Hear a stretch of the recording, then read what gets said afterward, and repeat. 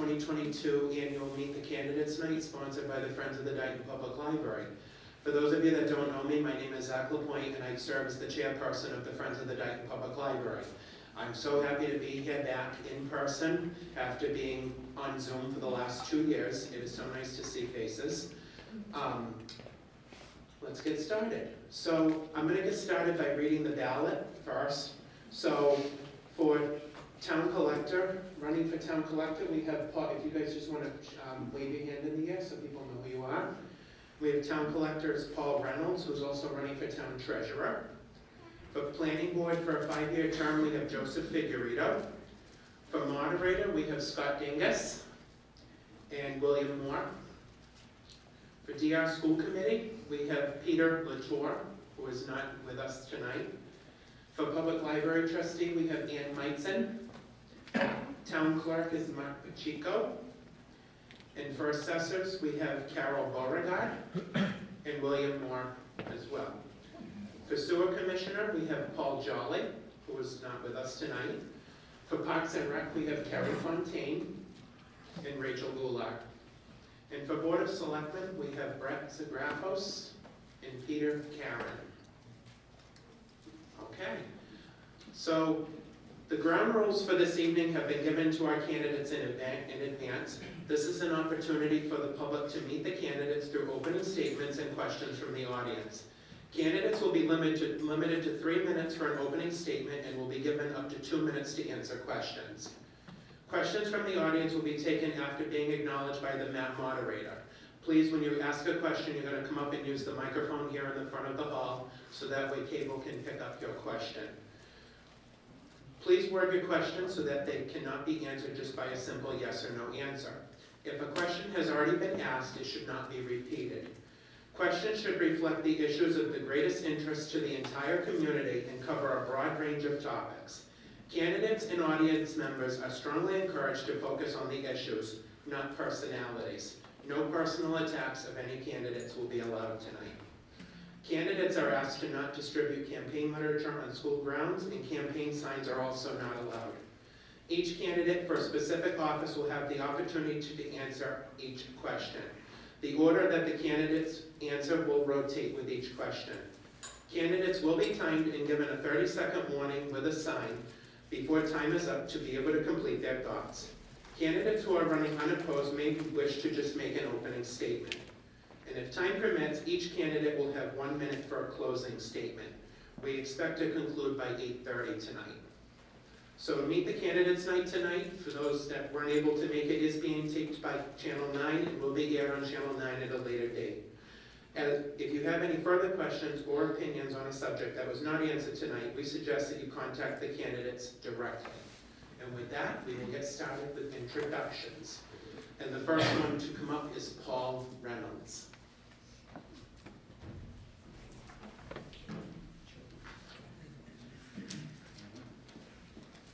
Good evening, everybody. To begin, I would like to thank the Friends of the Dighton Public Library for organizing tonight's event. I'm continually impressed by the level of civic engagement in our community, and it's with my sincere appreciation and gratitude that I stand before you here tonight. My goal this evening is to introduce myself, tell the voters of Dighton a little about myself, my background, the offices I'm seeking, and why I've decided to run for office. My name is Paul Reynolds. I live at 725 Main Street, and I'm running for the offices of Town Treasurer and Town Collector. My wife and I moved to Dighton in 2015 when our first child, our daughter, was only a few months old. Our family has since grown to include myself, my wife Laura, my 2-year-old identical twin boys Paul and Matthew, our 7-year-old daughter Dahlia, Black Lab Snowy, and 3 chickens. I grew up in Plymouth, Massachusetts, and I attended the Plymouth Public School System. I studied English at Bridgewater State College, and I'm a banker by trade. I've worked at a variety of financial institutions across Massachusetts, from community and regional banks to mortgage brokers, and have held positions ranging from mortgage officer to branch manager. I currently work in downtown Boston as Assistant Vice President of Retail Banking and Residential Lending for a Massachusetts-based savings bank, where I oversee a deposit and loan portfolio well in excess of $100 million. I've originated tens of millions of dollars in residential and small business loans, and navigated many complex financial transactions and scenarios. I've overseen teams as small as 4 to as large as 30. I'm highly experienced in budgeting, reconciliation, reporting, financial forecasting, deposit, loan, and escrow analysis, and all of the other logistical, managerial, and human resources, nuts and bolts involved in operating a profitable retail bank. My background and experience has equipped me to bring efficiency, stability, and stewardship to the offices of collector and treasurer. Now, let me tell you, bankers are typically risk-averse people, and a run for public office is very much out of my personal wheelhouse. So, why am I running? I love the town of Dighton. It's the only home my children have ever known. And I truly believe that one of the things that makes the small town with a big heart such a special place is the pride that its residents take in bringing their skills to bear for the benefit of us all. Whether it's the Cow Chip Festival, the Dighton Community Church Craft Fair, or the Christmas Parade, all of these special events that add such critical spice to the life of our community are all brought to us by the commitment, dedication, and hard work of members of our own community. Taking inspiration from others, I wish to offer my experience and the skills of my trade to the people of Dighton in order to do my part in enriching our community as well. If elected, I will bring sound, stable, respectful, and empathetic execution to the duties of this office. My name is Paul Reynolds. I'm running for collector and treasurer, and I would be honored to have your vote. Thank you for your time.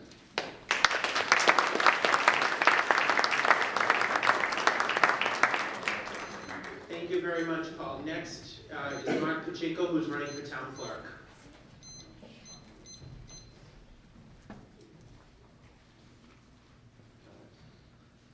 Good evening.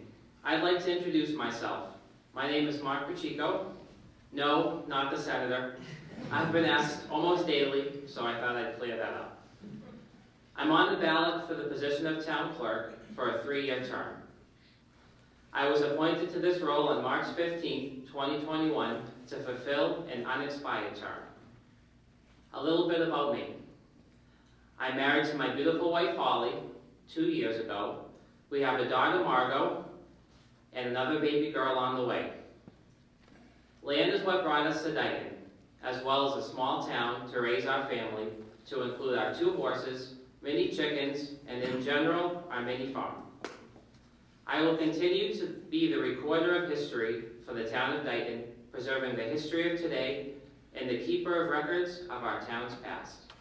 The town clerk office will still be an independent office where you can seek information. We are proud to work for the citizens of Dighton and provide extraordinary customer service. This is number 1.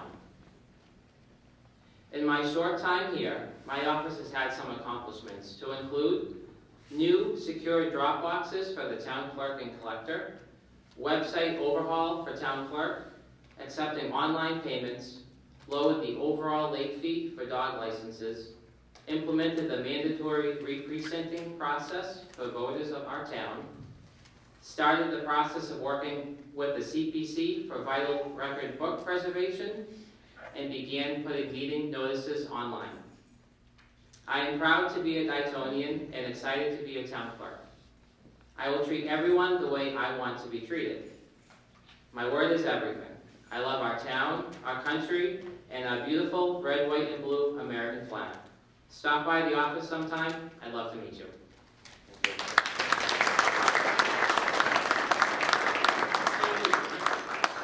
Next, we have Ann Meitzen, who is running for Public Library Trustee.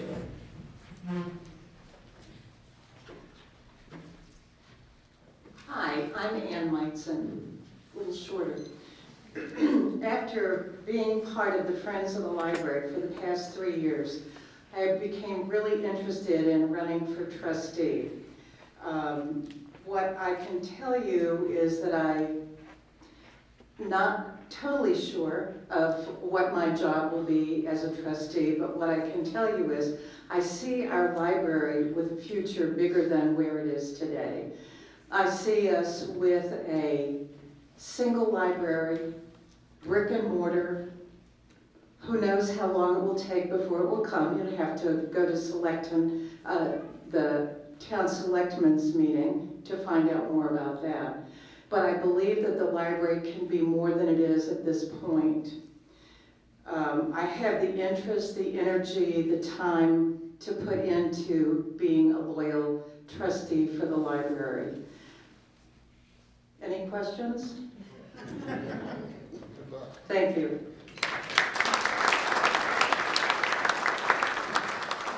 Thank you very much, Ann.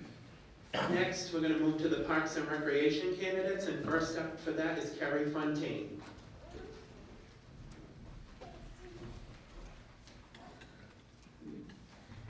Good evening. My name is Carrie Fontaine, or you may know me as Carrie Grandma, and I'm running for Parks and Recreation Commissioner. Growing up in Dighton, and as a stay-at-home mom of 4, I've spent a lot of time with my family at our parks and playgrounds. I remember the amazing effort that went into the community playground in the 90s, and while I greatly appreciate what we currently have, I know there is much more work to be done. Our great parks have amazing features, like extensive play equipment, a variety of athletic courts, and beautiful scenic views. However, they're deeply lacking in the area of accessibility and inclusivity. With only 2 pieces of accessible playground equipment, it's very clear where critical progress must be made. The Commission has made great strides with plans for a new accessible playground, along with plans for accessible paths at each playground. This is amazing progress that Dighton should be proud of. It's this progress that showed me what is possible and motivated me to pursue this position. I know I can make a meaningful contribution to the work being done and expand with new initiatives. Once the North Dighton Playground is completed, I'd like to explore options to update the school lane, field, and community playgrounds. These are great facilities, but they don't meet the needs of every child. In addition to plans for improved access and inclusion at the playgrounds, I'd like to see improved access at our parks overlooking the river so that all members of the community have equal access to the beautiful views of the river and local wildlife. The Commission has a great relationship with several local sports organizations. One of my goals is to build upon those community connections to promote awareness for all recreational activities. I aim to take an active role on social media to increase engagement with the community and share information about the various opportunities that are available. I would also ensure the people of Dighton always know they have an open line of communication with the Commission and that we're here for our community. Additionally, while Dighton does have a number of great sports leagues, I recognize organized sports are not for every child or for every family, whether it be due to cost, access, or the level of commitment required. I'd love to bridge some of those gaps to help bring recreational activities to everyone. I'd like to collaborate with local instructors to offer more recreational opportunities at our beautiful parks. A lot of kids would love an introduction to yoga, a dance class, geocaching, etc., and I'd love to see regular events that will bring kids out to be active together. In this age of increased technology, and particularly after the last 2 years, I think play and playing together are more important than ever. Play is not just going down a slide. Play also has social, cognitive, and emotional benefits, and I'd like to take every opportunity to improve play for our children. Mr. Rogers said, "It's the things we play with and the people who help us play that make a great difference in our lives." I am committed to being that difference. I have the time to commit to this role. I have the motivation to push for improvements. I have skills that will complement the strengths of the current commission. I will work with other town officials to achieve the common goal that we should all have, the betterment of our community for its current and future residents. I look forward to serving Dighton as Parks and Recreation Commissioner, and I ask that you support me in that endeavor with your vote on April 9th. Thank you.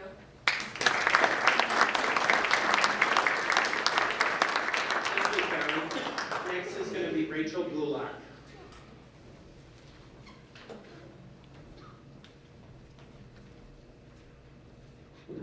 Shorter, sorry. Good evening, everybody. My name is Rachel Goulart, and I too am running for Dighton Parks and Recreation Commission. I've lived in Dighton for about 8 years now, and what brought us here was obviously the beautiful town that we have. The people that are here are amazing, and the parks and the views, as Carrie mentioned, are just like nothing else.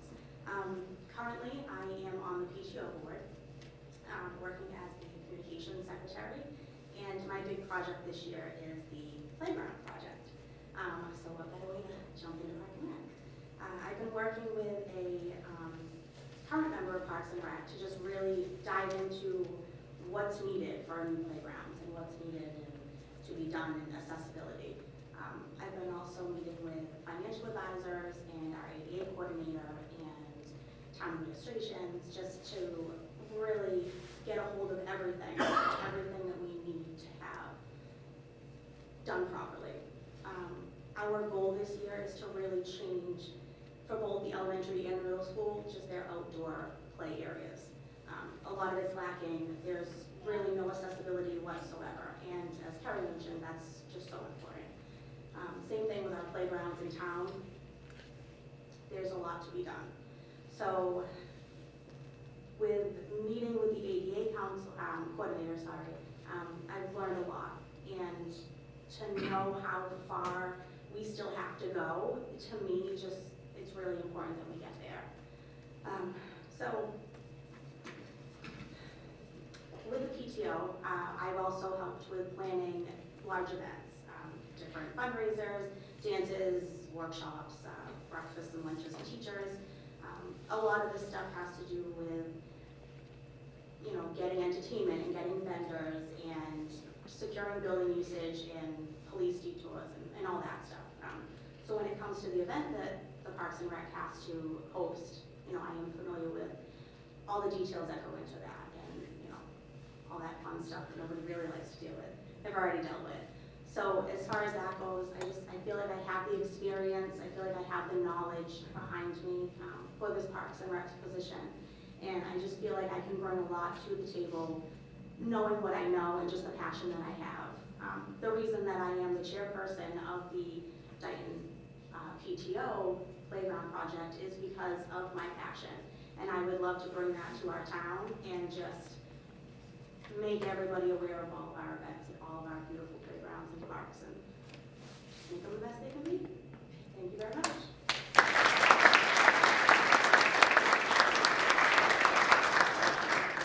Thank you, Rachel. Next up is going to be Carol Beauregard. It should be working. If you want to do it from there, go ahead. Good evening, everyone. For those of you who may not know me, my name is Carol Beauregard. I've been in the assessor's office for just over 24 years. I started in 1998 as a clerk, went to an assistant assessor to the full-time assessor in 2007. I've recently retired from my full-time position of assessor, but I am looking to remain on the board, having much experience. As time allows, I would like to address many false statements that was put out on social media by my opponent. First comment I would like to address is that Mr. Moore finds it appalling that someone in a position for decades has not been certified. As many of you may have seen on the Board of Selectmen meeting on March 23rd, 2022, I addressed this with Selectman Hull, who also made a comment of similar content and provided them to be wrong. In fact, I had been certified long before stepping into the full-time assessor's position. On the $8,000 for the special town meeting, the services for this money that was voted down at special town meeting is mandated to complete revaluation certification by the Department of Revenue to be used for an approved mass appraisal company or person through the DOR. We did not, as a board, go to the Finance Committee, but in fact, at the end of the special town meeting, a finance member approached me and said it would be transferred from the reserve fund, as they knew this is not a choice we can pick and choose. On the statement of lowering the tax rate, it is not the responsibility of the Board of Assessors to set the tax rate. The Board of Assessors sets values based on prior year's sales. This information is then submitted to the Department of Revenue for approval. Once all the forms are completed through various other departments, the Board of Assessors completes a report and submits this to the Board of Selectmen. It is the Board of Selectmen that has the classification hearing to determine the tax rate. Transparency. The only thing I will say is true. Yes, we do not have our meetings videotaped, mainly due to the fact that our meeting times change, as there is only one meeting room in the old town hall. So we have to schedule our meetings around the availability. But all meetings and minutes, as of January of 2017, are posted on our website, with the exception of minutes that have, from our recent meetings, that has not yet been approved. Thank you. Thank you, Carol. Next up is William Moore. That was a lot of mudslinging. Hello, everybody. Let me introduce myself. My name is Bill Moore. My wife and I have been residents of Southeast Massachusetts for the last 30 years. We've lived in Attleboro, we've lived in Lakeville, but we always look forward to buying a home in Dighton or Rehoboth. specifically for its quiet country charm and farm community. So a couple of years ago, we were able to make that dream come true, and I was able to buy a house in Smith Street, and thought things were going to be great. I'm not a politician, but when I got here, I detected a disturbance in the force. Something was wrong. I'm seeing bigger government, bigger taxes, divisive national issues being foisted upon our little town, and I didn't think it was right. So I decided I was going to get involved. So I joined the Dighton Republican Town Committee, where I now serve as its treasurer.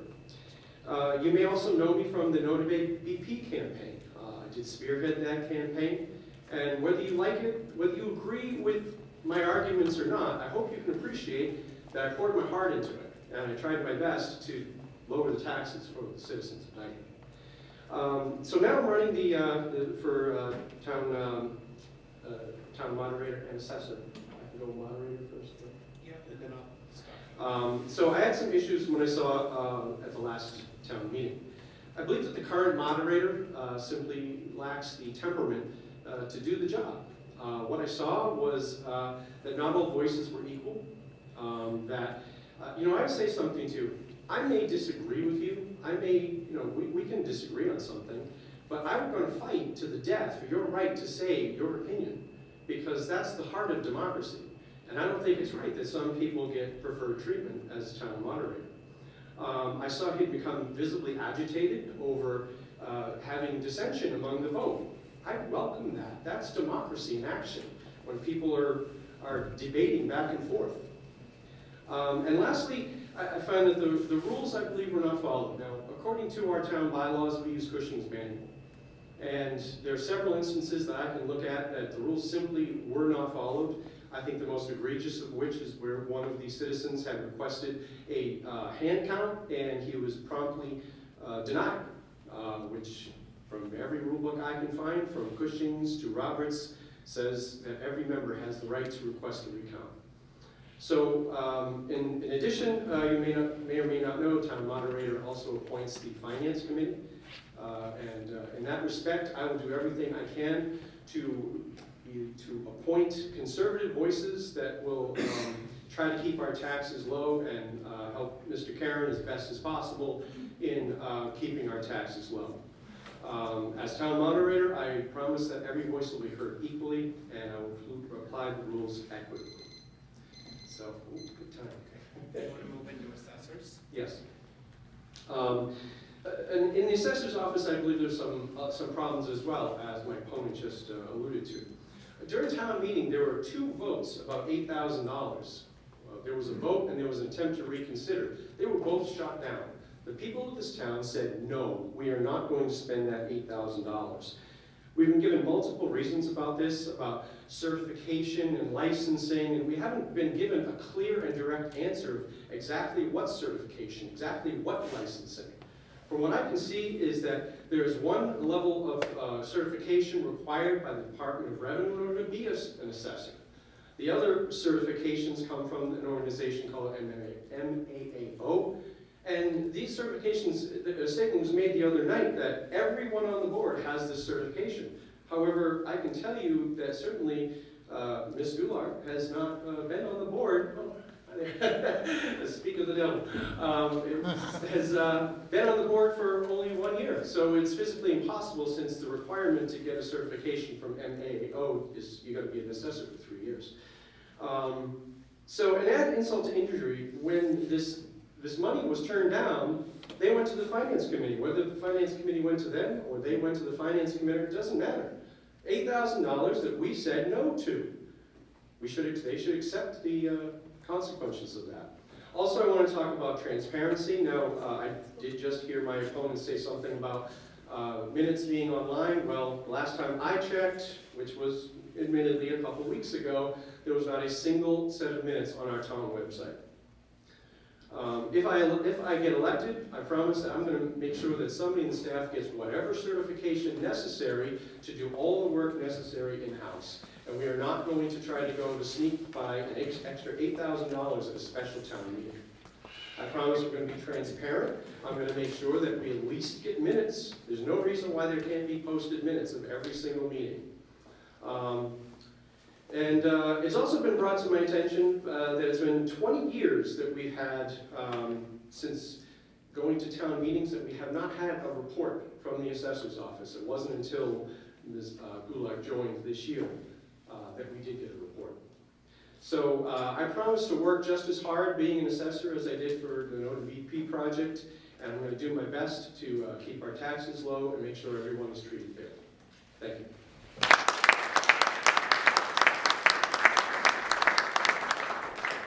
Thank you, Bill. Scott?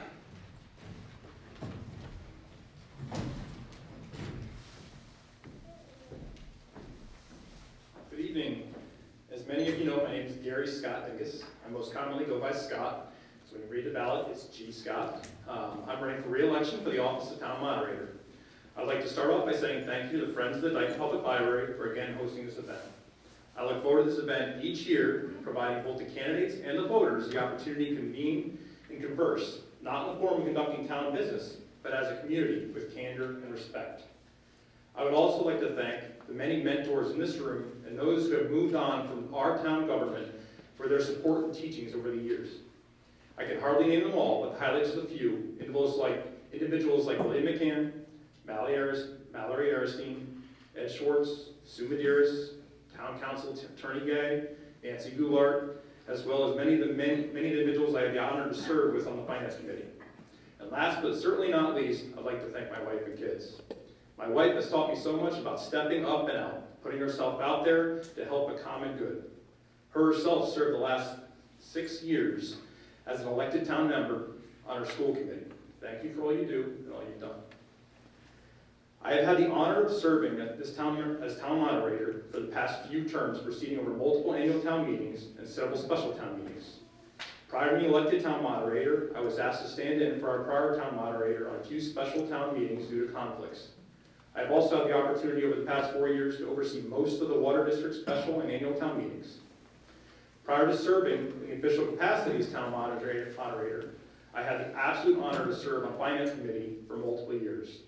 During this time, I had the pleasure of working side by side and take mentorship from some of our most dedicated and brightest people we have within our town. While serving as town on Finance Committee, I have actively participated in all special and annual town meetings. Prior to Finance Committee, I also had the honor of serving this town on the Town Administrator Study Committee and the Industrial Development Committee. As you have heard, I've been active in this community over the past decade, slowly growing my experience and knowledge in our town's workings, traditions, and policies. As town moderator, experience is one of the most important attributes. The guidelines presented within the rules of order are established to facilitate an effective town forum. Each occurrence of such forum takes on its own life and dynamics that as town moderator, I must adapt and approach with balance and honor. Each event I've grown and gained valuable experience on how to adapt. The learnings and growth only occur with experience that I've had the pleasure of serving this town. When re-elected, I will continue to grow and learn through each experience. Finally, the other major factor, in my view, of being town moderator is neutrality. Through my career and time as moderator, I consistently demonstrated and act in a manner of neutrality. I do not hold any other town office or serve on any other town committee. I am not a member of a political party, having dropped my party affiliation. Is that it? Finish it. Okay. Being elected to the office of moderator. I have not voted on any articles at town meetings, reserving my vote for instances of unachieved majority. This has not occurred in my time as moderator. My role as town moderator is to represent a single voice at town meetings and provide for a forum for the town representative in attendance to debate the articles and not cast my opinion or views. I'll preserve the rest for one of the questions that we got to there. Thank you.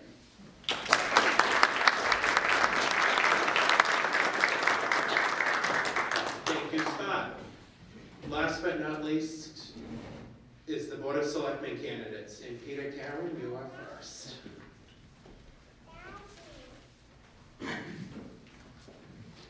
I'd like to thank the Friends of the Library for hosting this evening, and more importantly, I'd like to thank you guys for coming out. It puts us in a spotlight up here on the stage, and a lot of pressure to answer the questions that you guys might have. I'd like to be able to explain to you tonight the reasons why I'm running, who I am, and what I think I can bring to the Board of Selectmen. First off, who am I? My name is Peter Karen, and I'm running for the Board of Selectmen. I have been married for over 37 years. I have been a Dighton taxpayer for over 35 years. I have 3 children who have gone through the Dighton school system, who have taken advantage of everything the town has to offer. Everything from cow chip festivals, to strawberry festivals, to arts, to after-school sports, even the Santa Claus who rides on the fire truck. I love this town. I've been often asked why I want to run for selectman. Quite simply put, I opened my last tax bill. I have multi-managed properties for the Marriott Corporation for over 20 years. I have owned my own businesses. I have owned and operated several Peppertron franchises. I've managed the livelihood of thousands of people. I always like to work together with other departments, and I've always made guest service my #1 priority. I have multi-million-dollar budget experience. I know how to prioritize. And at this point, we're not able to say yes to everything that's coming before the board for all the projects that want to be done, and I know I can make those tough decisions. In closing, I have the unique ability to elicit cooperation from others in order to achieve a common goal. I think I have the ideal skills to be a selectman. I have no personal agenda other than to keep taxes as low as possible. Thank you.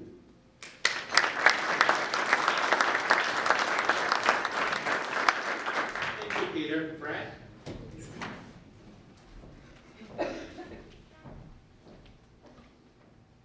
Good evening, and thank you to the Friends of the Dighton Public Library for making this important event possible.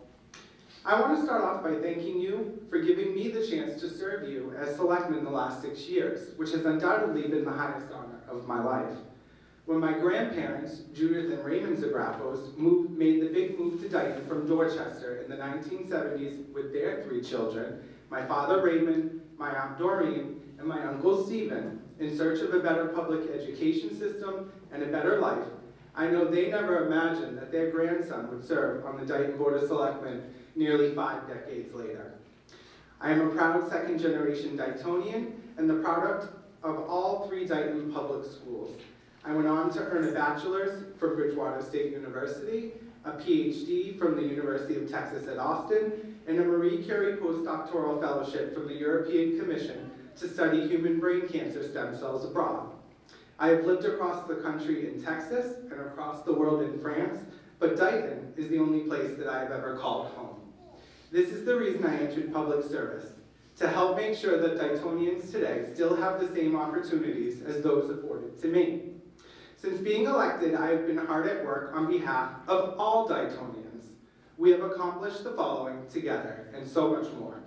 Earned over $500,000 in grants for energy efficiency, ADA accessibility, and roadway improvements, wrote and adopted the Right to Farm bylaw to support our local farmers, wrote and adopted the Open Space and Recreation Plan to preserve and protect our open space, recruited several businesses and created jobs for Daytonians, lowered the residential tax rate by $1 per thousand, increased transparency by creating the Town of Dighton YouTube channel where municipal meetings are placed, and implemented conservative budgeting and sound financial management, resulting in over $2 million saved in our rainy day funds. But we still have work that we need to do. We must help keep seniors in their homes by expanding and increasing the senior tax exemption, ensure that every child continues to have access to a world-class education, address infrastructure needs of Fire Station Number 1 and the Dighton Public Library, preserve and protect our open space by adopting open space residential design bylaws, recruit more small businesses, curb residential growth and development, and make all our grounds, parks, and buildings ADA compliant and accessible for all. We cannot do it all, especially not all at once, but I will continue to build strong relationships with our state and federal legislators in order to help secure funding to address some of our infrastructure needs while alleviating the burden on our taxpayers.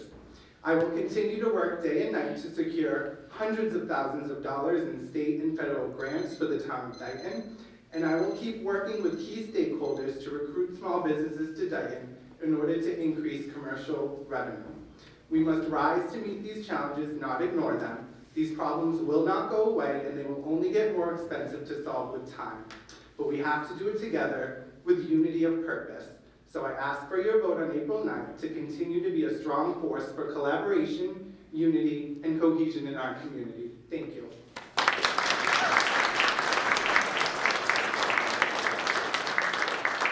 Thank you very much, Brett. Okay, now I'm going to open up the floor to questions. As a reminder to the candidates, any question asked, you have 2 minutes to answer the question. Okay? For those in the audience who would like to ask questions, I will call on you one by one, and if you come up to the microphone, please, so Cable can pick up your question. Are there any questions from the audience? Come on up. Hi, my name is Tim Raposa. I've been living in Dighton now for about 18 years. I hear both of you, this question is for the selectmen candidates. I hear nobody in this room likes higher taxes. I certainly don't. I opened my tax bill too, and I said the same thing. But I also work for the town of Franklin, and I have for the last 15 years, so I'm pretty familiar with the way a municipality runs. And Franklin is run pretty well, you know, from my opinion. I'm just a technology person there, so I see a lot of things from the sidelines. I see everything from the sidelines. But towns are always balancing services and taxes. The reason we all love Dighton, it has good services. It's trash pickup, it has great plowing, it has great parks. Of course, we have to do more for the parks, I get it. So we all love our services on one hand. We love it, and that's why we love Dighton. We see other towns, Berkeley services don't compare to Dighton services. They certainly don't. I lived in Berkeley, that's why I live in Dighton now. We all want lower taxes. Towns are struggling. I want lower taxes. How do we balance the services? How do we not lose our services and lower our taxes?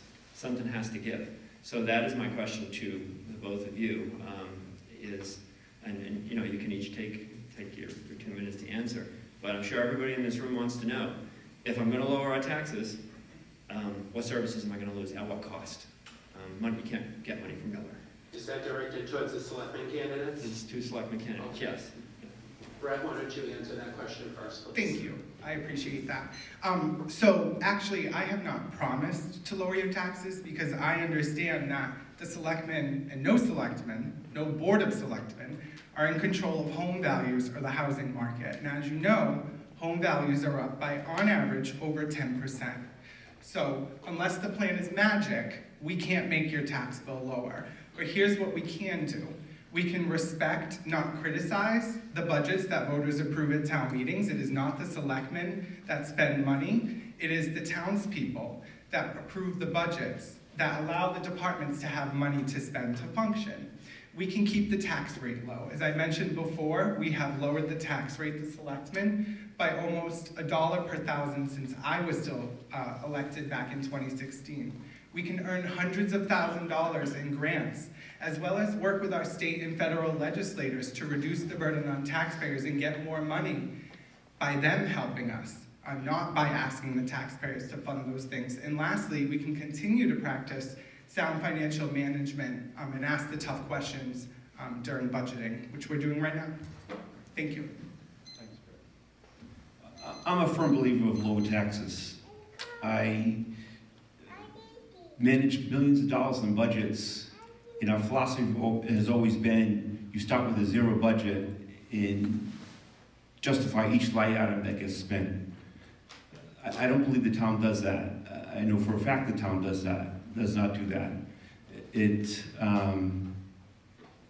Zero-based budgeting is where you start off with a zero budget and every line item is justified for the expense. For example, when I was the chairman of the Zoning Board of Appeals, we were told to increase our budget by 2.5%, regardless of what we spent last year. To me, that was outrageous. The previous year, we had bought a copier. We weren't going to need a copier the following year, but yet we were told to increase our budget by 2.5%. I think if you streamline the budget, you go with a zero-based budget, which all major corporations do today, as well as many other communities. I think it's just the way to curtail taxes. I don't believe in cutting services. I believe the police and the fire departments are our number one priority, as well as always, the safety of our residents. And those would be the last things that I would look to cut. But with BP coming in, with other projects that need to be built, we just can't keep afford. We can't just keep paying increased taxes to support these other projects. Do you have a follow-up? I want to respond. Follow-up to that? Yes. Yes, thank you. Blake. So I just wanted to correct what was just stated. It was not a 2% increase in the zoning board budget over the previous year. There are certain contractual obligations that are required for certain employees, unions in town. So it was 2% for salaries. I believe actually this year the zoning board of appeals budget is actually level funded. I wanted to say one last thing about lower taxes, and I know my opponent had the phrase lower taxes on his signs at one point. That seems to have disappeared.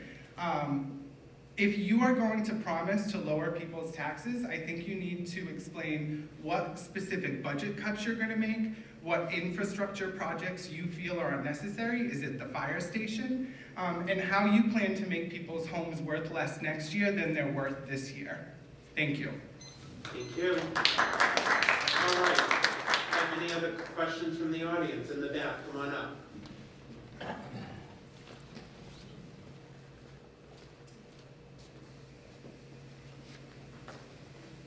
Name is Jim Seaver. I've lived in town for 37 years now, 675 Main Street. And there's kind of something important that I'd like to ask the question of the selectmen. Okay. And it has to do a lot with way back in the Constitution, back in the 1800s. When you were paying taxes, you had, when you voted, you had to become a real estate owner. I'm just asking the two selectmen, they both own real estate and they have skin in the game for when they make all these budget cuts and all these things where it affects everybody. So voting on a line item, if you don't have something that you're gonna lose or gain from, then it means nothing, it's all fiat money. I just want to know if they both have skin in the game, they both own real estate, both pay taxes, and they're both affected by all these decisions they make. And that's my question. Thank you. Peter, if you want to go first, please. Sure. Yes, I do own property here in Dighton. We've owned property for the last 35 years. We pay our taxes. We've had our taxes go up every year. Yes, I understand there was an valuation increase this year, and that's why our taxes went up as much as they did. But we were told by the selectmen that our taxes went down. And I, like everybody else, opened the tax bill and it jumped up, in our particular case, $400 a quarter. To me, the taxes didn't go down. Brad? Thank you. I wanted to start off by addressing why people's taxes were higher when they opened their bills this year over last year. It was because, again, home values on average are up over 10% this year over last year, and also because the water district raised their rates. I want to address Mr. Seaver's question because I have seen, and my family has seen, the negative attacks on us on this specific issue. So I want to address it head on. I have been working nonstop and saving money for over 6 years to buy a house in this town that I love. And I finally have enough. And I have a real estate agent who is assisting me in this process. That's the American dream. Working hard, pulling yourself up by your bootstraps. It's not something to be ridiculed for. So I'm running to improve the lives of the residents of Dighton. Not here to talk about my personal life, but certainly happy to answer any questions.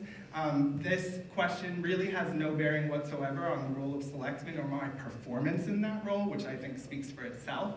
I also think that it's a little bit insulting to residents in town for my opponent to use this line of attack. We have a lot of residents in town, believe it or not, who do rent. They live in apartments or they live in duplexes. So I think if you're going to be a selectman for everyone, then you can't insult people who may be in the process of pulling themselves up by their bootstraps and bettering their lives. Thank you.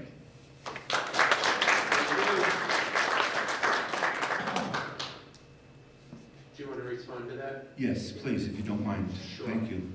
I never said that you didn't pay taxes.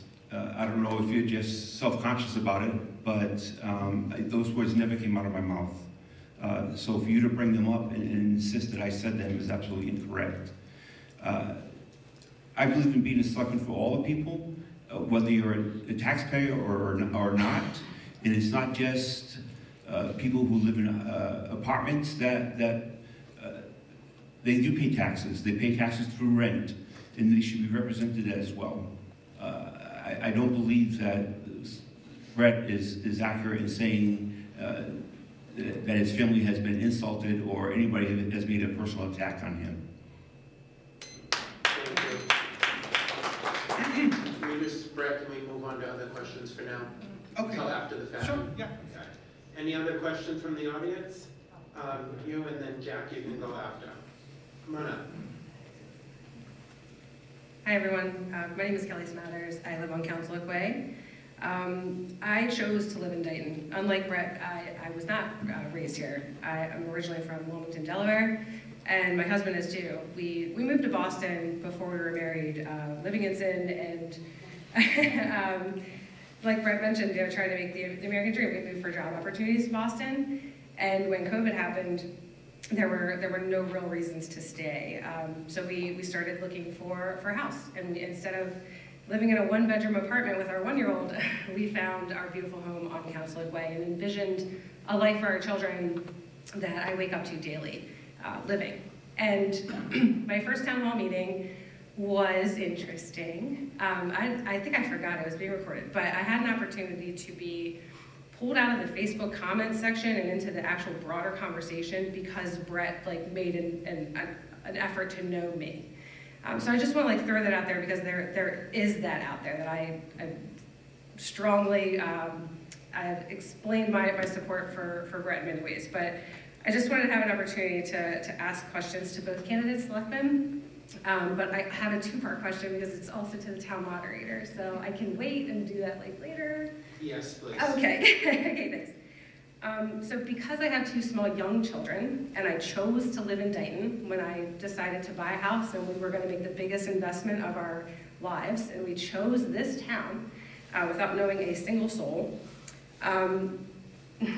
So given the fact that we have these small children, this is where we're coming from, and given the constant concerns that young parents face, what actionable steps do you plan to connect to Dighton youth? And a softball too, if you could follow up with explaining or sharing where are your favorite places to spend time in our town? Because the girl's just looking for some hints there. Thanks. Actually, I'm not 100% sure what your question is to me. Sorry, I'm a little rambly. Okay, very wordy. Okay. Given the constant concerns, I have a list. Given the constant concerns that parents of school-aged children face, what actionable steps do you plan to take to connect to Dighton youth? Using your platform to be inclusive is what I'm really looking for. And a softball, where do you spend your time? Where are your favorite places to spend your time in our town? Because I'm just looking for places to go for my kids. Oh, okay, I understand, thank you. This town offers a lot to children. Everything from after-school activities, to sports, to festivals, to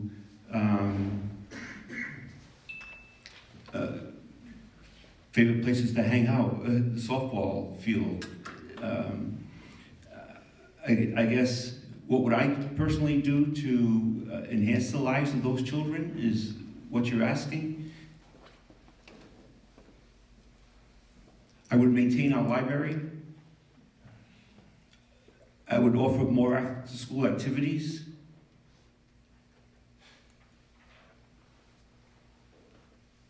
What else would I do?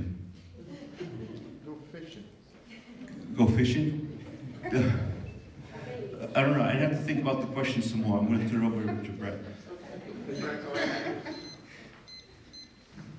To answer the first part of your question, I really want to continue engaging the Parks and Recreation Commission in their noble quest to renovate and restore the Dighton Parks, which has been discussed tonight, and I hope there are actually questions about because it's really important. And then I also want to, and I'm certainly not proposing a new library, but I do think that we need to have a unified library campus. I think having the library split up like it is right now, I know, and we all know why it is, and it just has to be like that while the old building is being rehabbed. But I do think we need to have a unified library, and I will continue to be an ally on that and make that happen. Thank you. Thank you. Jack? My name is Jack Taylor. I live at 1795 Wheeler Street. One comment, you want to lower taxes, and you said you lowered the tax rate. Maybe people aren't confused, but there's two things that go into taxes. It's home valuation and the rate. So you can do one, like you said, but it's not going to necessarily lower the taxes. So I just want to make that point. Second thing, Peter, I've been a vice president of finance for several organizations. You talk about zero-based budgeting. Well, nobody does, that I'm ever aware of, does total zero-based budgeting starting from zero. You generally take what you have, and then you add on to that, as long as you're comfortable with what you have. I guess my question is, you want to lower taxes, what would you cut out of the current budget in order to get there? And I don't think you answered that question when it was asked before. There are examples of our budget that, without having specifics to say this is a particular line item I would cut, I think I'd have to look aggressively across the board to say where is their waste.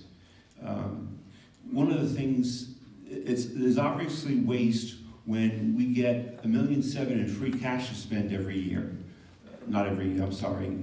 This past year we got $1.7 million to spend in free cash. That means we were overtaxed by $1,700,000. If the budgets were accurate, we would never have had that much money left over. So somewhere along the line, something is going wrong. In addition to having that free cash left over, it's kind of like your income tax return. Every week the government takes money out of your paycheck and you get it back in the form of a refund at the end of the fiscal year, or April 15th or whenever. And they play with your money for a year. And it's the same thing with the town of Dighton and us getting so much money in free cash. We've been overtaxed for a year, they've used our money for a year. And we get it back in the form of free cash. Now, free cash is necessary. It pays last year's bills. It provides us with police cars and fire trucks and other major expenses that were not in the budget. But to me, some of those things should be line item budgets, not just budgets items that get spent just because of free cash. 1 second. I just want, if you have anything to give you the opportunity to answer the same question, if you have anything to add to it. Sure, go ahead.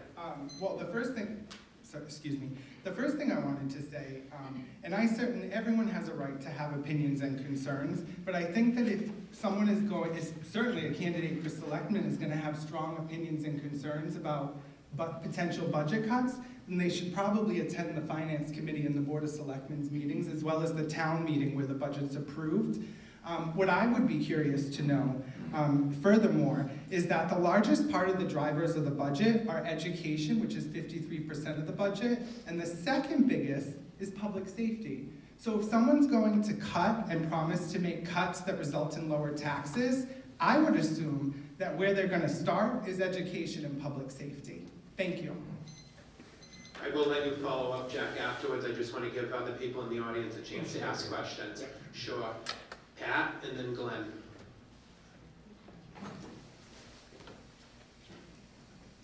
Good evening, everyone. This is for the selectmen, okay? Dighton has a rich history, as you both know. Do you support historic preservation efforts in Dighton, and why is historic preservation important to us? I'm also the chairperson of the Historical Commission, oh, by the way. Brett, if you want to start that one, please. Sure. I absolutely, I don't need it. Oh, it's okay. I absolutely support historic preservation, and so that's why I was proud to work with members of the Historical Commission on their grant to create an inventory system that hopefully will be used to get some of those historic districts and buildings into the Massachusetts Historical Register so that we can get state funding when buildings and things like that need to be rehabbed or restored. So absolutely, I'm a big supporter. I think the reason why it's so important is that as we are growing, as we are a town that enters into the 21st century, it is very important that we remember who we are and we remember where we've come from. Thank you. Peter? I am too a big supporter of historic buildings. And once they're gone, it's a shame because you can't get them back. I believe that some of the historic houses that we've leveled in town, it's a shame. But yes, I'm a firm believer that we should keep these historic homes, historic buildings, and enhance them as much as we can. Thank you. Glenn, you had your hand up. So my question again is for the Board of Selectmen candidates, and since we're on the topic of taxes, I know everyone's in the room likes taxes. And Tim's point, I think we all get it. You can't have high taxes and services, and the reality is we all know BP passed, which, you know, that doesn't necessarily mean that taxes are going to go up, because likely it's probably not going to pass the debt exclusion. So with that being said, you know, many of us moved to this town, my taxes, I mean, I grew up here as a kid, but since I bought a house, taxes almost doubled. And I don't need my roads painted white with the amount of salt we get. And things are gonna have to be cut because realistically, like Brett said, education and public safety take up the biggest percentage of our things. And we're pretty much close to minimum for the Dighton-Rehoboth district. Well, not much to cut there, but then BP, we're gonna be obligated to pay that. So we can't cut those two. So then that means the difference if a debt exclusion doesn't pass, we're going to have to make cuts. So two questions. Would you guys be supportive of a debt exclusion to get the BP funding to maintain our town services? If not, where would you cut? Because we're in a rock and a hard place here, right? Peter, I'll let you start on that one, please. I would be a proponent of a debt exclusion because cutting what eventually will be close to $1 million off the budget would almost be impossible. Yes, whether you have line item justification or raising taxes, it's an expense it's too much of an expense to cut. But we will have natural growth which will offset some of that increase in taxes. There is houses that are already in the works. There are businesses that are already in the works and future businesses to come. So with a little luck, we won't be cutting $800,000 off of our expenses. Thank you. Brett? Thank you. I would be curious to know how my opponent plans to lower taxes, but also cut $800,000 out of our operating budget to pay for BP. So I'd be curious to know the details of that. I am really happy to hear that you support the debt exclusion because just on March 16th, my opponent was advocating for pulling out of BP. So I'm really happy to hear he's going to support the project. I hope that you will get the members of the political organization supporting you to support the debt exclusion as well, because $800,000 in cuts to the operating budget would be catastrophic and would absolutely mean firefighters would lose their jobs, some of them. Police officers will lose their job. We all support fire and police, I hope, in this room. And certainly education, which is already bare bones, which Mr. Jefferson mentioned. Thank you for that, sir. And you certainly have the expertise to make a statement like that, would be also catastrophic to our education system and to our ability to continue to offer a world-class education to our students, which should be priority number one. Thank you.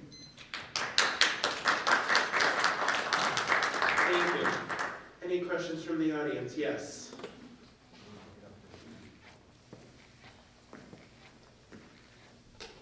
My name is Tim Tulin. I've been a resident of Dighton since 2005. And I don't really know who this question is directed at, but I've seen a lot of growth in the town, a lot of new developments. And personally, I think the town is growing too much, too fast. It's putting a strain on our public schools. I pulled both of my boys out of public schools because class sizes are so large, sent them to parochial school. So I don't know who the question is directed at, but is there anything we can do to stop the town from growing so much? Because I just think this is the schools are gonna be bursting at the seams.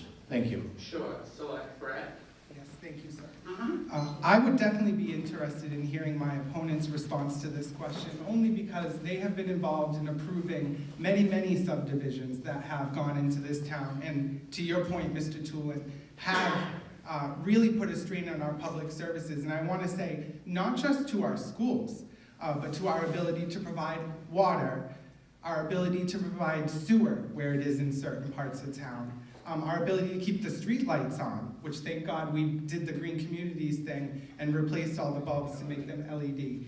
So again, I'd be interested in hearing my opponent's response to this question. My opinion is we need to preserve and protect open space, not be approving more subdivisions. Other communities in the Commonwealth have done temporary building moratoriums. I would urge the zoning board and the planning board to study that a little bit more, because there were people in town who didn't think the water district could do a moratorium like they've done. So I think all options should be on the table in terms of curbing residential growth and development, preserving open space, not approving more subdivisions in town. Thank you. Thank you. Peter? That's an insult, Fred. You were on the zoning board of appeals when we had 40Bs that came into town. The subdivisions that were approved were 40B subdivisions. The zoning board of appeals does not have the authority to deny a subdivision based on 40B. Now, a planning board subdivision is completely different than the zoning board of appeals, nor I have ever endorsed. Like I said, it's 40Bs that come into town. It's a negotiation process. Like I said, you've been on the zoning board of appeals, you know that. But so just to put a blanket statement out saying that I or the zoning board of appeals had just approved blanket subdivisions. With that said, there should be a moratorium on subdivisions. There's only so much space available. It would be best if it was used for commercial purpose, because those commercial purposes don't go to school or tax our systems the way houses do. So yes, should there be a moratorium on subdivisions? Absolutely.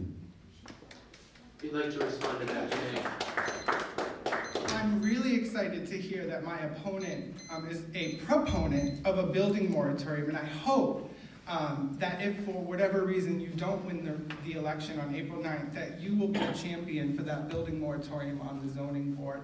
And in regards to my record on the zoning board of appeals, I will say unequivocally, and you can roll back the tape and pull the meeting minutes, never in my life have I ever voted in the affirmative on a 40B or any subdivision. Thank you. You're welcome. Any questions from the audience? Woody? Just for the record, Mr. Graf, I've been on the ZBA for 8 months. My name's Robert Woods, I'm on the planning board, and it's almost impossible to stop development. If you come before the planning board with a Form A application, and I'm not here to explain that tonight, what a Form A application is, but we cannot deny them, the town of Dighton. The town of Dighton has a lot of open space. And we're one of the only communities now in southeastern Massachusetts that have room for growth. And the laws tie our hands. Neither one of these 2 selectmen can stop the growth. And to get a moratorium is almost impossible. You have to jump through so many hoops. You have to have a study. To get a moratorium would take at least 2 years. And I'm glad that we're done talking about taxes, because there are only 2 things in life that are guaranteed: taxes and death. Taxes never go down. I don't care who gets elected. Your tax bill, no one in this room has ever seen their tax bill go down. If it does, that'd be a miracle, right? These people are not miracle makers. They do not have magic wands. It's impossible. Mr. Pacheco was on the zoning board of appeals for 24 years. For 24 years. Nobody approved more 40Bs than Mr. Pacheco, but his hands were tied. Woody, do you have a question? Right? Yes, I do have a question. Okay. But let's not talk up here, pardon my French. My question would be, I have a question now. Sure, go ahead. Okay? You know, these people are politicians. Be careful what you listen to. Okay, my question would be, and as some of us know, the Attorney General is pending an answer on the flag bylaw. If it does not pass, I would like to know from the two Board of Selectmen candidates, how would they handle special interest flags being flown on town property? That was my question. Thank you. Brett, if you want to take that one first, please. That's a great question. And just like it was decided by the voters at town meeting last year, that would again be up to the residents of Dighton. That won't be up to the Board of Selectmen. So that's my position. Peter? Like Brett, I don't believe the Board of Selectmen should be deciding which flags fly above the town property. I think there is a place for certain flags, and I believe that the town voters spoke, and they decided that there was only a handful of flags that were going to be flown at the town hall. I do believe that past judgment is a good prediction of the future, and if wanting to fly a particular flag at the town hall was your decision in the past, it's only going to predict what might happen in the future. Do you want to respond briefly, please, Joe? So this issue was decided, and to the best of my knowledge, the only individual still talking about the pride flag issue is my opponent. And so while he talks about this dead issue, I've spent the last 3 months talking to Dighton residents about their needs and what I can do to help address them on the Board of Selectmen. And I think this very issue and this conversation that we're having right now sums up the difference between our two campaigns perfectly. My opponent wants to talk about the past, and I want to talk about the future and what we can do to better our community. And that's what my campaign is all about. Thank you. Thank you. Any other questions from the audience? Kevin? This is too serious. This is a question for the two Parks and Recs candidates. If you both would, in your own words, define inclusion and the improvements you can make outside of accessibility. You want to come up, Carrie? I would define inclusion as just the availability of activities and play apparatus for every single child that goes to the playground, hopefully beyond the two that we currently have, so that at each facility there is at least one, preferably more, activity that any child can use. You know, for most people, they're able to bring their child and have a number of options, but I believe that should be available to every child. And what was the second part of it? Just like that's all. Just like an idea of. You said beyond. Yes. What else beyond that? Yeah, beyond accessibility. Beyond that, for the the improving the parks, I would say more activities. You guys did a great job starting out the Firecracker Festival, and I realize that not every event is going to be able to be on that scale, but I would like to have more regular events. Like I mentioned, having instructors come in and, we have a number of parks at our disposal, but to, demonstrate and show the kids something new, like yoga or Zumba. Geocaching is a fun activity that can be done outside that kind of incorporates technology that older kids might be into as well. But doing things like that, because not everybody can commit to, I assistant coach Pop Warner, and that's, a huge commitment, and not everybody can do that. But if there was more activities, maybe on a weekly basis or weather permitting, for kids to get out and kind of do things together. Can I add on to my question? Yes. clarification. Go for it. All right, so can you give me an example of an activity that you would consider inclusive for everyone? I would say some things that are not necessarily always active and not always physical, like I said, yoga or dance, but something like geocaching, also, arts and crafts activities that can be done outside that anybody can do. Just things like that aren't always just physical or just sports related. That's it.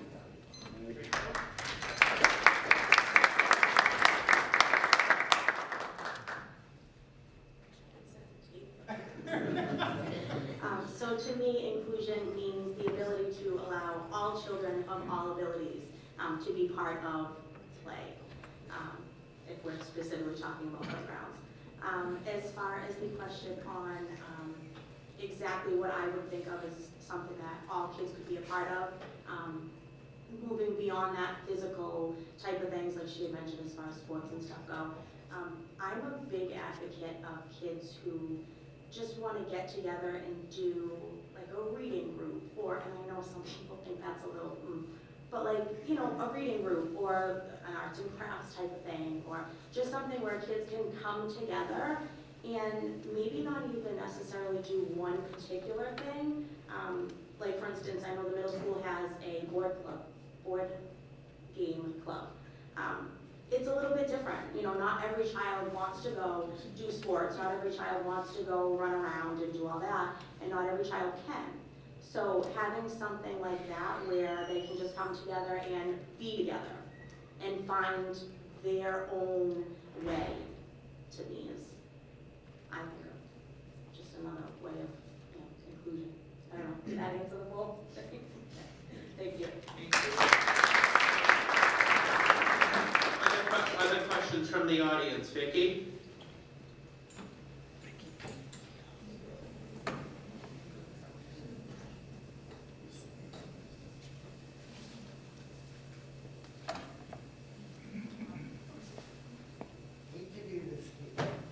This is about taxes. Seniors should get a discount. At least half, if not zero, taxes. We've worked hard all our lives, and the tax rate in this town is getting so crazy. People are going to, lose their homes or be unable to afford them.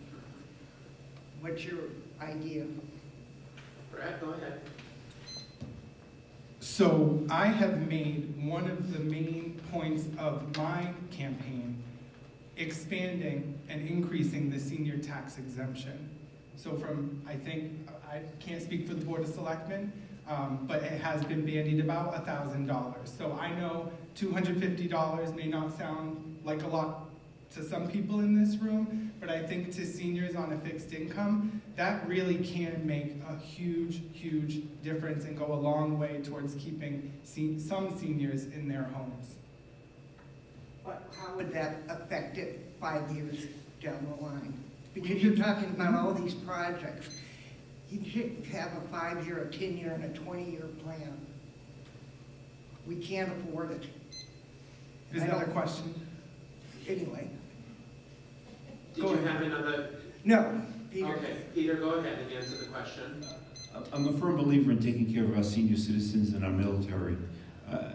There is a program where you can get some money back for your taxes, but that has to be expanded.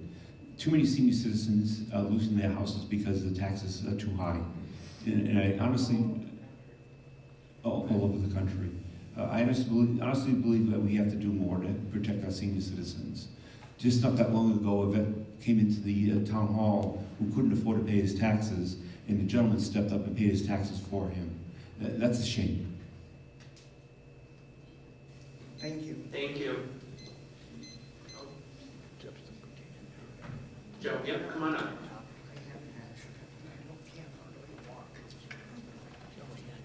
Hi, my name is Joe Peterson, and I moved to town a little over 3 years ago. And this question is for Parks and Rec. Is Parks and Rec just for kids? I thought it included all the people in town. And so far, previously we had dog training, we had you could go and play cards. But here, there's nothing for the older community to do. And I thought Parks and Rec could get involved and provide us with some things to do, not just the kids, because there's lots for them.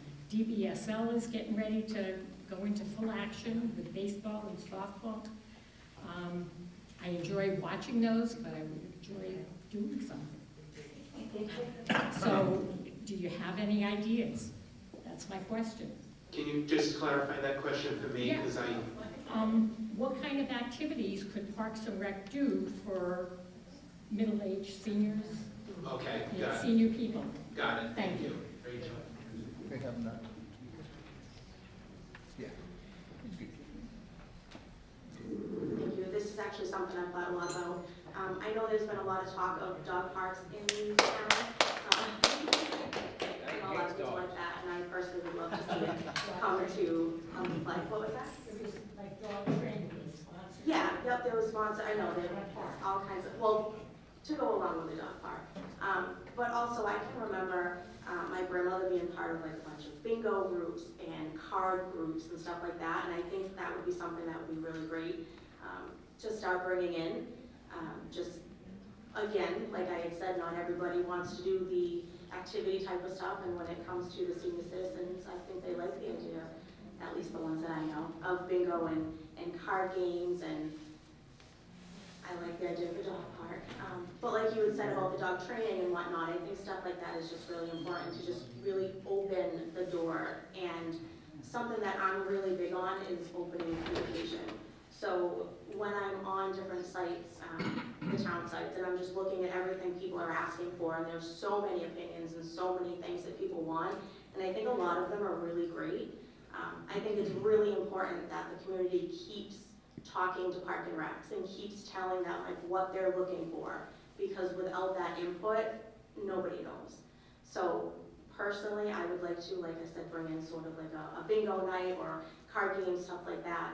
But in addition to, I really want to open up that communication with the commission, with the community, so that we can really hear what specifically people want, not just that they want something, but what they want. Thank you. Carrie, come on.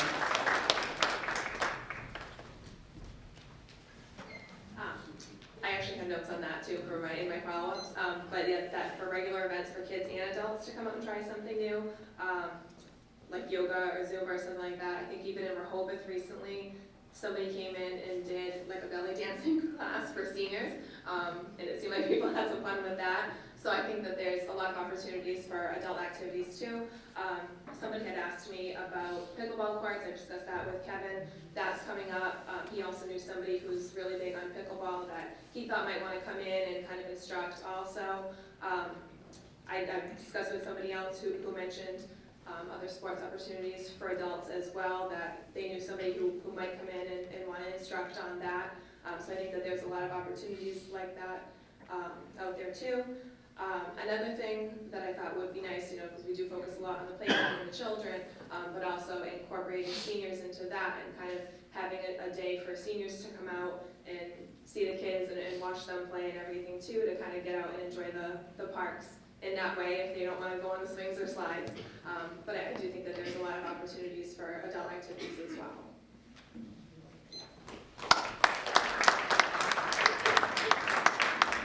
Glenn. And then Pat. So first, I'd like to appreciate the comment on the dog park. I gave up hope on that years ago when I tried following up. I think of most stories in Walt Disney on why Dighton can't have a dog park. But to switch gears on to some of the moderator, assessor, I'm interested in you're running for 2 seats. Concerns over time, and I don't know, is that even possible with Dighton's bylaws? I thought years past there was something passed related to, I don't know if they're paid for, but I thought there was different stipulations. You don't have any concerns if you're elected to both, that you could do them both sufficiently? I think I'm the only one that could apply to. I have no issues whatsoever. There's no real conflict either morally or time-wise between the 2 different positions. state of Massachusetts says it's perfectly okay for people to have multiple elected positions as a result of that. Thank you. Any other questions? I'd like to submit on that one. Oh, sure, go ahead. This board's correct. There is no laws or regulations governing the holding of two positions. There is in our guiding rule books that we preside there are two different ones. There is a statement around conflict of interest and actually presenting two separate voices on town hall, on town meeting floor. As he mentioned, Board of Assessors has not given a report. If he was elected to the Board of Assessors, he'd have the voice of that board and then also the voice of town moderator. As a town moderator, you should not have a conflicting voice on town meeting floor at all. You should represent the bipartisan and work from that perspective. So that would present a conflict of interest. It's not illegal by any means. It's not presented in law. But it would present a conflict of interest to have two voices on that floor. Thank you. Any other questions from the audience? Vicki? Oh, wait a minute, actually, Pat, you had a question first. Go ahead. This is for the town moderator candidates. What qualifies you, because a town moderator is a parliamentarian, so what qualifies you to be our parliamentarian? Scott, you want to start on that one? Sure. It's experience. So as a town moderator, most people coming into that role have no idea what they're getting into. You're provided a book, you're provided a guideline, and that's what you're supposed to structure and learn and apply. Over the years, over the past 10 years, I've worked and gained experience within town hall, within the meetings, within the finance group. I've gained some of that experience. I'm continuing to learn and grow. Do I get it 100% right every bad times count against me, right? So you gain that experience and you grow. You have to rely on people that know what they're doing and have a lot more experience. Every time I turn to my left and look back at a turn again, that's essential in knowing how you're going to proceed and what you need to go forward to make sure I'm proceeding in a proper way. You learn over time and get better and better at it. And talking to my predecessor who served in this role for over 33 years, he structured that his first couple of years out of the gate were a complete disaster. Number one, there was highly contested topics on the floor that he discussed, especially around the schools, similar to what we had last November around the flag bylaw. That caused a lot of contention with that meeting. That was a hard meeting to moderate and work through. Did I do it 100% perfect? Absolutely not. Did I learn a ton from that? Did I reflect on that? That's what I did. And that's how I'll get better and better at it over time as I continue to serve you as town moderator. Thank you. Bill?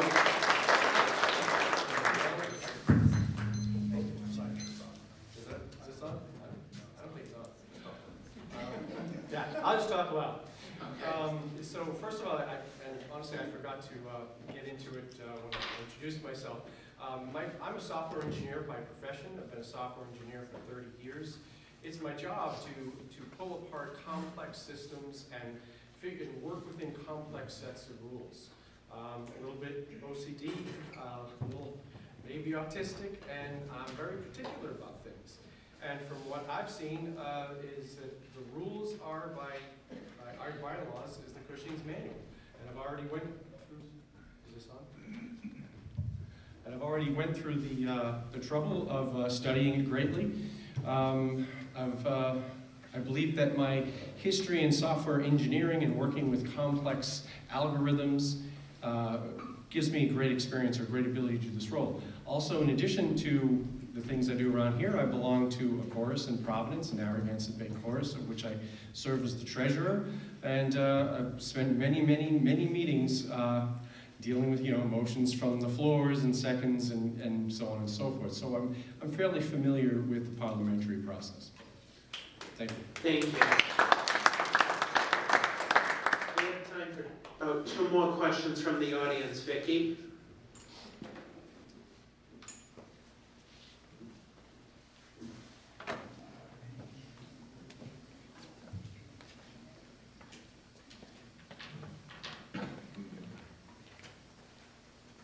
Vicki Piazza, 221 Summer Street. I have a question in regards to the parks. We lost our park over 15 years ago. All the equipment was taken away. And it's taken this long. We've been promised we may get it either this summer or later this fall. But that shouldn't happen. There's a lot of children in our neighborhood. Does anyone want to respond so that it doesn't happen again to some other neighborhood? Sure. Or that type of activity? Thank you. Yeah, I'm a huge supporter of the new playground project. You know, I remember back in the 90s when the community playground was being built and how amazing that was. And I just feel like for something that was on that large of a scale, it's kind of crazy that we haven't had more, you know, improvements and new equipment in the meantime. So I think gradually improving each playground and staying on top of that as far as, you know, maintenance and It's been gone for over 15 years. Yep. Yeah, like I said. North Dighton. Right. Okay. Yeah, and I fully support that project, and I'm committed to working together with whatever other committees, and, you know, at the town meeting to help make that happen. Thank you. I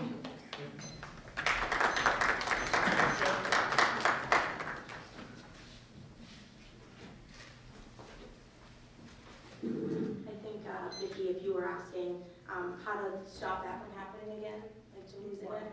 So I think the biggest part of that is maintenance. And if, you know, something does happen, just having a strong committee that can be together and really push to get it back. I think, I'm not pointing fingers, but I think maybe there was just a little bit of uncertainty with maybe some past commissions that they didn't really maybe know how to get the funding or exactly what to do. And I think it's just really important that we, you know, as a commission and like I said, listening to the community about what they want, just to make sure that if something like that was to happen again, that we really work together to just as quickly as possible get it back to exactly what the people want. But again, to stop it from happening, I think just maintenance, making sure that you are present, you're at these places and making sure they're not being destroyed, and if need be, you know, having police present sometimes. Just something to make sure that things are not destroyed so that they don't have to be taken away. Thank you. We have time for 2 final questions. Hi, Tim Rose again, 149 Sandpiper Way. So I have a question about the Taunton River Trail. I know there's an informational session tomorrow. This is for the Parks and Recs folks. I don't know if that falls under your umbrella or not, but if it is, are you for it or are you against it? I'm for it. I would love to have a trail that I could, you know, walk out my door and walk down the river for 3 miles. That'd be fantastic. So that's just my quick question. There's an informational session tomorrow night. Tune in, everyone. If you got your email. Could you just repeat your question for me? Whether they are in support of the Taunton River Trail, that there's an informational session tomorrow night on it over a Zoom meet. But yeah, it's to open up those abandoned railroad tracks that go from Sandpiper Way down to behind Giorgio's or All right, I got you. Allison's there. Yeah.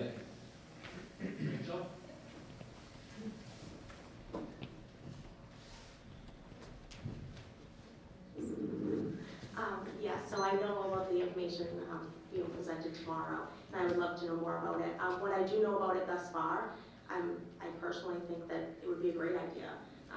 I think a lot of people want to get out and they want to have these trails and they want to just be outdoors, and I think any way that we can make that happen would be great.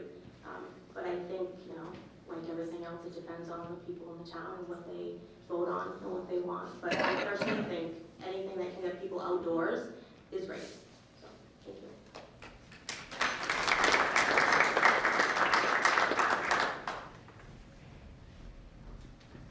Thank you for your question. I do also support that. I believe it was touched on at not the last Parks and Rec meeting, but the one previous to that, that, you know, there was potential there, and I would look forward to collaborating and, you know, helping in any way that Parks and Recreation can to, you know, improve any outdoor spaces in any way. But I definitely support that one.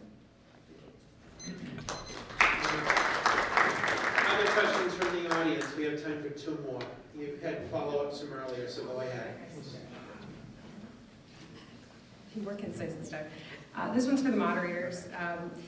As town moderator, is there any interest to explore or create look for long-term solutions to solve for the possible instance of recounts being requested after half of the room already left? Just a little bit of context. It is in my experience, my first town hall, that some of the agenda items are kind of front-loaded on the front of the agenda.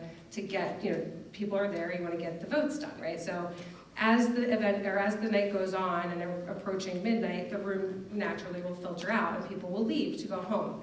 At that moment, sometimes there is an instance and not a solution for this yet. It is in accordance with Cushing's manual. However, there is a little loophole where someone can be maybe dishonest and say that they voted a certain way at the first vote, but they will ask for a recount after half of the room is left, then kind of potentially changing an outcome of a vote. So as town moderator, do you have a plan or any interest in protecting the valid votes that have been counted during town hall elections? And is this something that you also see as a risk to democracy? Thank you. Bill, if you want to go first on that. Sure. So you're speaking specifically of a motion to reconsider, which is a very controversial motion. The residents of this town are well aware of what happened with Town Hall. There are a couple of protections that are in place. First of all, you're supposed to be a person on the winning side in order to make that motion. And second of all, we specifically have a bylaw within this town that says we're supposed to have a 2/3 vote. Now, in this past special town meeting, both of those reconsiderations, motions to reconsider, were defeated. So I don't necessarily see there's a huge problem with it because the system worked. The only questions I would have is that the moderator did not ask how the person voted, nor did he specify that it had to be a 2/3 vote. Now, it passed by a simple majority, so it was a moot point, but it did require a 2/3 vote. As far as why that, I have a hard time saying that we're going to eliminate it, because there are circumstances you might want it. The purpose of the law is supposed to, or the rule, is supposed to be if somebody changes their mind. Like, let's say something happens, like you take a vote, and then later on you realize, oh my goodness, that's going to cause something really terrible. And you say, yeah, Mr. Moderator, I want to change my vote because this new information came to light. That's the purpose of the law. I'm not sure how much further we can go besides requiring 2/3 of the room to say we have to reconsider this. I mean, do you go to 3/4? I don't know. I'd be open to suggestions. And I do agree that it can be abused. And I would be open to anybody's ideas as to how to make it better. Thank you. The motion to reconsider has been a highly controversial topic over the years, and how to actually approach those within the town meeting forum. They are permissible under our bylaws and under our rules. That is required. They do require a 2/3 majority, which would have been required if we had to go to the count last year in those meetings. It's been our past in that when a motion reconsider is placed on the floor, we've never asked that question around, have you voted in the affirmative? That is a requirement of Cushing's manual, but we don't typically ask that question in a traditional manner here, and that's because we typically do a voice vote. If you had some way to actually affirmatively act to confirm your vote prior to that, I would think we can do that, but we've never done that in the past. So Mr. Moore is correct, that is a protection, and is a thing we have built into our bylaws to have that in there. It is a stated provision within all our rights and options within the town meeting bylaws, and it is there. Thank you. We have time for one final question tonight from somebody who has not spoken. Joanne Hall.